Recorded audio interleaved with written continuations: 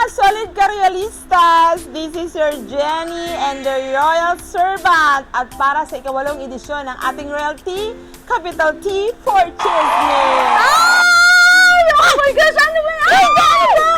Ano nangyari sa'yo? Bakit kinisisigaw? Ano ka ba naman? Nagbablog ako? Hindi mo ba naintindihan, oh? Oh my gosh, can you please wait? Listen to me, okay? Ay, sorry, I'm your please. correspondent, di ba? Ay, umpisihan mo ng chika mo. Tutuloy tayo, hindi na natin alam anong gagawin natin. Alam mo naman na nagbablog ako, oh. Oo nga pala, ayun na nga.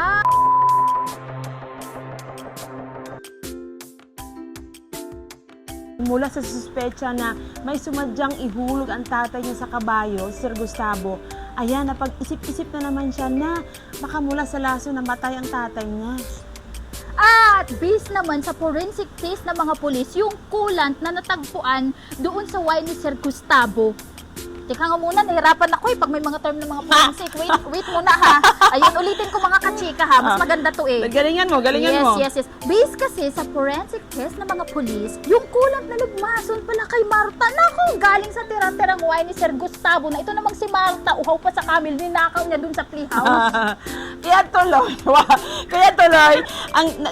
ang dahilan na naisip ni Sir Napoy na ipahukay ang tatay niya, na naloka ang mga magkapatid. At nakahanap na ng dahilan para girahin si Sir Napoy. Oh, ayun, ang galing natin yun. Memorize! Bravo. But knowing Sir Napoy, nako, ipaglalaban niya talaga ang sa tingin niya tama. Nako, yung tatlong kapatid niya itsurang magrarally sa puntod ng burol ni Sir Gustavo. Oo, tama. Kanya-kanya silang paandar.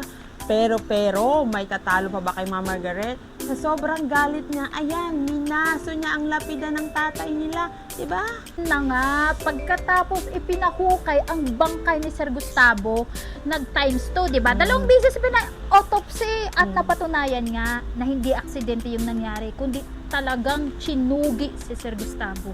Correct. Kaya formal nang inimbestigahan ang mga anak ni Sir Gustavo. Siyempre, pati tayo mga royal servants, hindi rin nakatakas. Inisa-isa tayo ng mga pulis. Diyos ko, nakakakaba kaya ma-interrogate, ano? Pero dahil wala naman akong tinatago, sinagot ko na lang lahat ng mga tanong nila. Truth, hindi gaya ni Marta. Biglang lumaya sa kalagitnaan ng investigasyon. Ayun, hinabol siya ni Sir Napoy. Oh. Kaya ayun, hashtag, where are you, Marta? Oh, Ay, ang galing, yun diba? na. Mag-trending diba? yun.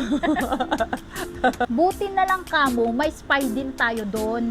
Kaya nalaman natin na dinubli pala ang suhol kay Marta. Tsaka si Marta, umamin din kay Sir Napoy na pinagbantaan pala siya at ang buong pamilya niya sa probinsya kay Ma'am Bay na kapag hindi manahimik tungkol dun sa krimen na nagawa niya. Ay, bongga. Pero, bakit naman hindi sinumbong ni Sir Napoy sa pulis yung chika ni Marta? Eh kasi nga naman, kulang-kulang yung impormasyon ni Marta eh. Tsaka masyado lang praning si Ma'am B. Naku, kung alam mo lang, nung may mahanap nga si Sir Napoy na pambukas ng wine doon sa playhouse, oh my gosh, hinambalot niya si Sir Napoy at inagaw yung corkscrew. Corkscrew. Corkscrew. Ano to, crow? Basta pabukas ng wine. Ah, okay. Kailangan nating abangan lahat next week sa... This is your royal servant, Loida Yes, hi!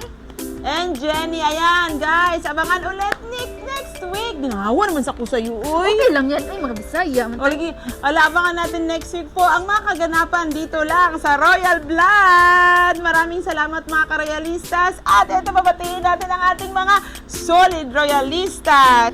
Hello nga pala kay na Jan, Michael Makigay, Sally Bareja, Rogs Marquizo, Lisel Pascual, Dennis Abarondo, and Christopher Gipoliano.